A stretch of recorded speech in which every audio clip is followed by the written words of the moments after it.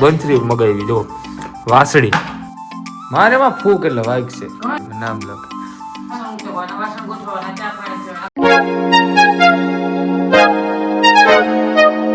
નમસ્કાર મિત્રો, સ્વાગત છે તમારું મસ્ત મજાના એક નવા બ્લોગમાં.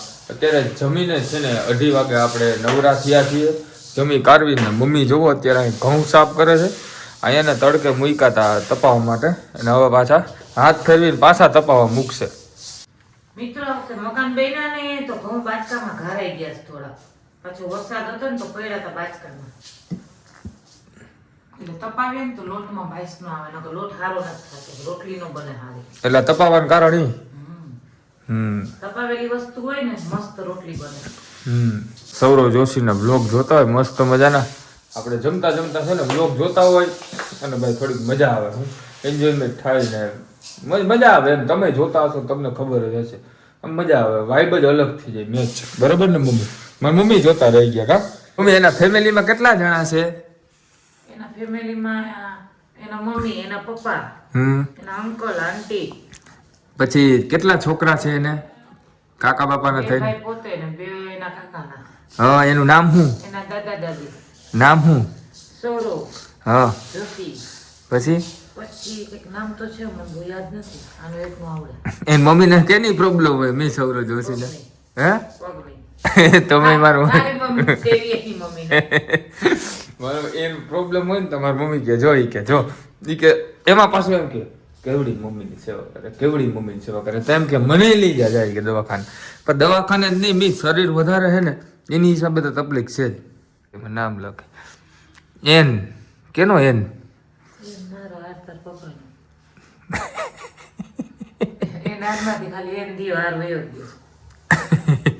બંથરી મગાવી જો વાસળી.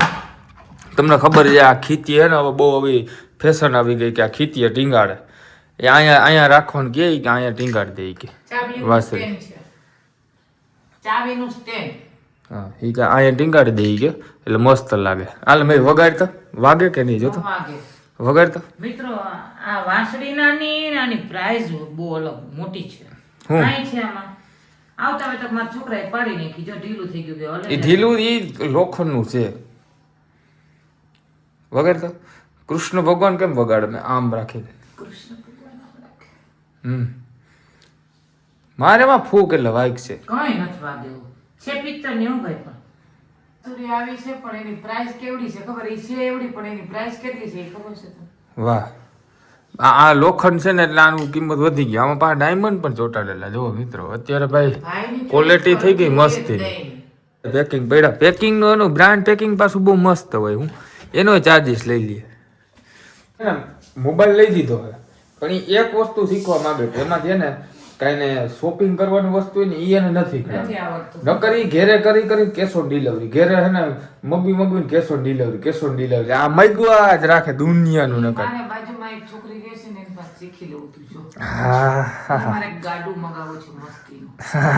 મારા ઠાકોર ભગવાન ગાડા નીચે બેઠા છે, ઉપર એને જવું હોય તો ગાડામાં જઈ શકે એમ. મીશો, ફ્લિપકાર્ટ બધામાંથી ઓર્ડર કરીને મગવા જ રાખે. આ સાડી તો જો હાલો મગવી લો, આ વસ્તુ જો હાલો મગવી લો. એટલે હું અમારે તમે બિલ પે કર્યા રાખો ને. પણ હોનાનું નથી તો ધાતુનું મગાવવું તો જરૂરી છે ને. હોનામાં તો હાથ નથી નખાય એમ. હા, ઈ વાત તો હારી લઈએ. સોનાનો ભાવ થઈ ગયો 1,30,000 રૂપિયા. હવે કહેવાનો મતલબ એ છે કે મિત્રો વાહના જે પેઢી છે અમારી જનરેશન એ લગ્ન કરે તો એમાં સમજવાનું શું કહો તમે? હવે બધાને એવડો ભાવ થઈ ગયો તો હોનું કેમ કરાવવું? એ પાછું આપણે તો એવું છે જાડું વરણ છે એમાં તો બધામાં હોનું સામાન્ય હોનું તો દેવાનું જ હોય. તો હોનું કરાવવું કે લગ્ન કરવા એ નથી ખબર પડતી. બોલો મને આવી પણ કે આવી નથી ને હજી એટલું બધું. કેપેસિટી પ્રમાણે 2 તોલા જ દેવાનું. કંકુ પગલા ના પ્રી વેડિંગ કે હું કે એ બધું બંધ. પણ આ જનરેશન આ જમાનાની માને એવું કઈ ના જ માને ને. છે ને અમારે ફાટી બહુ જાય બધી વસ્તુ. જો ગાલ ને ફાટી જાય.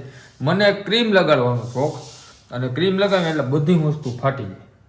આ એક બહુ જોવા જેવી વસ્તુ. ક્રીમ લગાવે એટલે બધી વસ્તુ ફાટી જાય. ખીચા ખમે ને તો ત્રિવેડિંગ કરાય, કંકુ પગલા કરાય, હોનું કરાય. પણ ખીચા ખમે તો કરજો. માથે કરજ કરીને ન કરતા કાંઈ પણ. જેના ખીચા મજબૂત હોય ને એ કરજો આ રીતનું બધું. પ્રી વેડિંગ કેની જોડે કરાવું?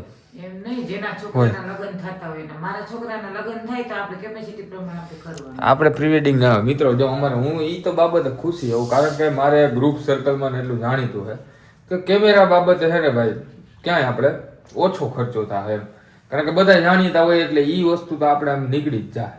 કેમેરા બાબત જોતું ને એટલે આપણે તો કાંઈ કમ્પ્લીટ વાંધો ઓછું જ ન નથી. થાય. આ લાઇટ ફિટિંગ કરવો હોય તો ભાઈ કે મારા દોસ્તાર છે, ઓછું થયું.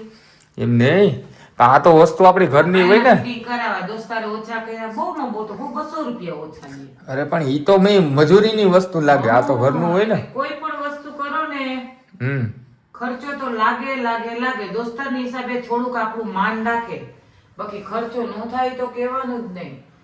ઈ લોકો આપણું થોડુંક માન રાખે. 500 થતો હોય ને 400 લે, 1000 થતો હોય ને 800 લે, એ રીતના થાય.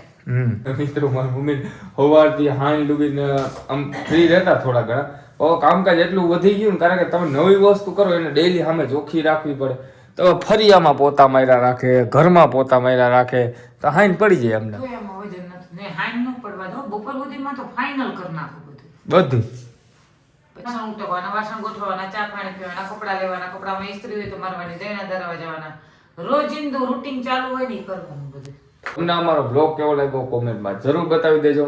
ચેનલ પર નવા હોય તો સબસ્ક્રાઇબ નું બટન જરૂરથી મારી દેજો. અમે મળીએ નવા બ્લોગમાં. Bye bye. ટાટા.